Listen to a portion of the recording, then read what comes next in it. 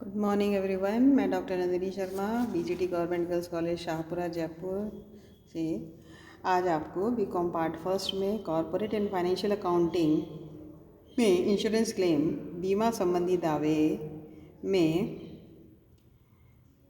बीमित हानियों के संबंध में बीमित व्यक्ति की पुस्तकों में लेखा किस तरीके से किया जाएगा इसके बारे में बताऊंगी। यानी accounting for insured loss in the books of insured. तो बीमाकर्ता कभी कभी क्या होता है कि बीमा कंपनी द्वारा जो दावे की राशि स्वीकार की जाती है और बीमित व्यक्ति की जो वास्तविक हानि होती है वो अलग अलग हो सकती है।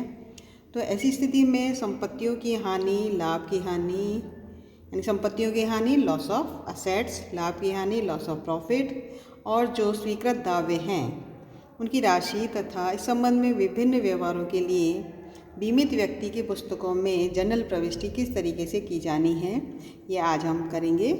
और इसमें सबसे पहले हम लेते हैं कि स्टॉक की हानि यानी लॉस ऑफ स्टॉक को व्यापारिक खाते ट्रेडिंग अकाउंट में किस तरीके से ट्रांसफ़र किया जाएगा। तो फर्स्ट एंट्री होगी स्टॉक की हानि को व्यापारिक खाते में स्थानांतरित करने पर loss of transfer of loss of stock into trading account. तो एंट्री हो जाएगी डिस्ट्रॉयड स्टॉक अकाउंट या डैमेज स्टॉक अकाउंट या to trading account. Value of stock loss taken into trading account. Next है बीमा कंपनी द्वारा दावा स्वीकार करने पर। तो बीमा कंपनी जब दावा स्वीकार करेगी तो on claim accepted by insurance company entry हो जाएगी इंश्योरेंस कंपनी अकाउंट या to destroyed stock account, to damage stock account. Claim admitted by insurance company यानी कितना दावा इंश्योरेंस कंपनी ने स्वीकार किया है। फिर नेक्स्ट एंट्री होगी क्षतिग्रस्त माल को बेचने पर यानी on sale of damage stock. Entry हो जाएगी बैंक और कैश अकाउंट या to damage stock account, damage stock sold out. तो जो क्षतिग्रस्त माल है उसको बेचने पर ये एंट्री हम करेंगे। अब नेक्स्ट है यदि क्षतिग्रस्त स्टॉक को बेचने पर लाभ या हानि हो तो उसे हमें लाभ हानि विवरण में ट्रांसफ़र करना होगा। तो अगर हानि हुई है तो statement of profit and loss को हम डेबिट कर देंगे। तो एंट्री हो जाएगी statement of profit and loss DR to damage stock account, loss on sale of stock transferred. And अगर प्रॉफिट हुआ है तो एंट्री हो जाएगी damage stock account DR to statement of profit and loss, profit on sale of damage stock. तो हानि या लाभ जो भी है उसे हमें statement of profit and loss में ट्रांसफ़र करना है। नेक्स्ट है ये तो लॉस ऑफ स्टॉक का हो गया 4 एंट्री। अब हमें स्थायी संपत्तियों से संबंधित अगर दावा स्वीकार करती है इंश्योरेंस कंपनी जैसे प्लांट और मशीनरी या फर्नीचर में से किसी का भी, तो claim regarding fixed assets accepted that is plant, machinery, furniture etcetera. तो एंट्री हो जाएगी insurance company account DR to building account, to plant account, to furniture account.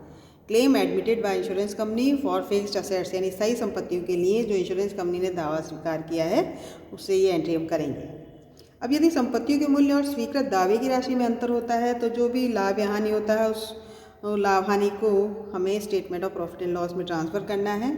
And if there is any difference between the value of assets and accepted claim then profit and loss will be transferred to statement of profit and loss.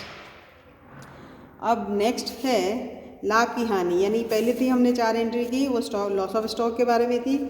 फिर ये entry 5th entry जो हमने की वो loss of assets के बारे में थी।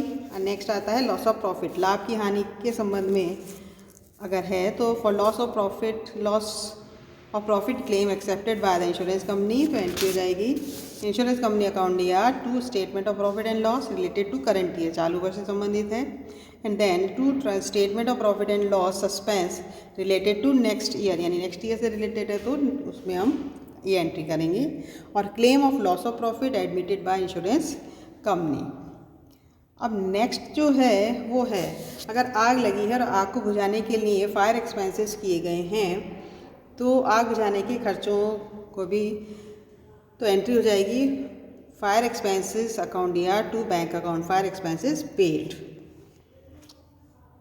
नेक्स्ट एंट्री है बीमा कंपनी से दावे की राशि जब प्राप्त होती है तो on receipt of amount of claim from insurance company तो इंश्योरेंस कंपनी से जब क्लेम प्राप्त होगा तो एंट्री हो जाएगी बैंक अकाउंट या टू इंश्योरेंस कंपनी अकाउंट, यानी amount of claim received from insurance company.